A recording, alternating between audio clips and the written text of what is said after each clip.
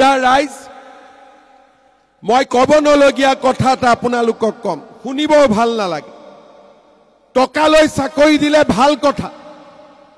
এইবাৰ বিধানসভাত ন্যায়াধীশ বিপ্লৱ শৰ্মা কমিটিৰ ৰিপৰ্ট আহিলে বিধানসভাৰ সময়ত মই ইমান ভাল কৰি পঢ়া নাছিলো কেইটামান দিন আগতে মই পঢ়িলো তাত এজনে সাক্ষী দিছে যে কংগ্ৰেছৰ দিনত চাকৰি পাবৰ কাৰণে টকা নহয়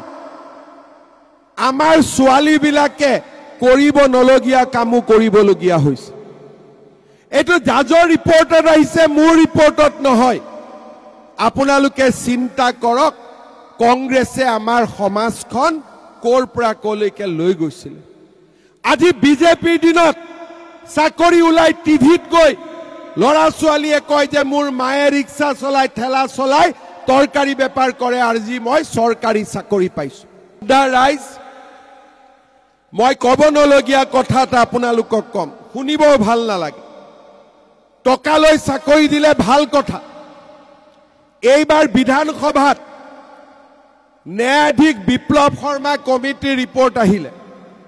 বিধানসভাৰ সময়ত মই ইমান ভাল কৰি পঢ়া নাছিলো কেইটামান দিন আগতে মই পঢ়িলো তাত এজনে সাক্ষী দিছে যে কংগ্ৰেছৰ দিনত চাকৰি পাবৰ কাৰণে টকা নহয় আমাৰ ছোৱালীবিলাকে কৰিব নলগীয়া কামো কৰিবলগীয়া হৈছে এটো জাজৰ ৰিপৰ্টত আহিছে মোৰ ৰিপৰ্টত নহয় আপোনালোকে চিন্তা কৰক কংগ্ৰেছে আমাৰ সমাজখন কোৰ পৰা কলৈকে লৈ গৈছিল আজি বিজেপিৰ দিনত চাকৰি উলাই টিভিত গৈ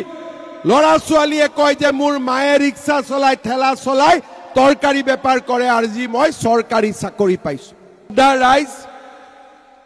মই কব নলগীয়া কথা এটা আপোনালোকক কম শুনিব ভাল নালাগে টকালৈ চাকৰি দিলে ভাল কথা এইবাৰ বিধানসভাত ন্যায়াধীশ বিপ্লৱ শৰ্মা কমিটিৰ ৰিপৰ্ট আহিলে বিধানসভাৰ সময়ত মই ইমান ভাল কৰি পঢ়া নাছিলো কেইটামান দিন আগতে মই পঢ়িলো তাত এজনে সাক্ষী দিছে যে কংগ্ৰেছৰ দিনত চাকৰি পাবৰ কাৰণে টকা নহয় আমাৰ ছোৱালীবিলাকে কৰিব নলগীয়া কামো কৰিবলগীয়া হৈছে এটো জাজৰ ৰিপৰ্টত আহিছে মোৰ ৰিপৰ্টত নহয় আপোনালোকে চিন্তা কৰক কংগ্ৰেছে আমাৰ সমাজখন কোৰ পৰা কলৈকে লৈ গৈছিল আজি বিজেপিৰ দিনত চাকৰি উলাই টিভিত গৈ লৰা ছোৱালীয়ে কয় যে মোৰ মায়ে ৰিক্সা চলাই ঠেলা চলাই তৰকাৰী বেপাৰ কৰে আজি মই চৰকাৰী চাকৰি পাইছো যিকোনো খবৰৰ বাবে যোগাযোগ কৰক 7099017330 লগতে 7099017110 নম্বৰত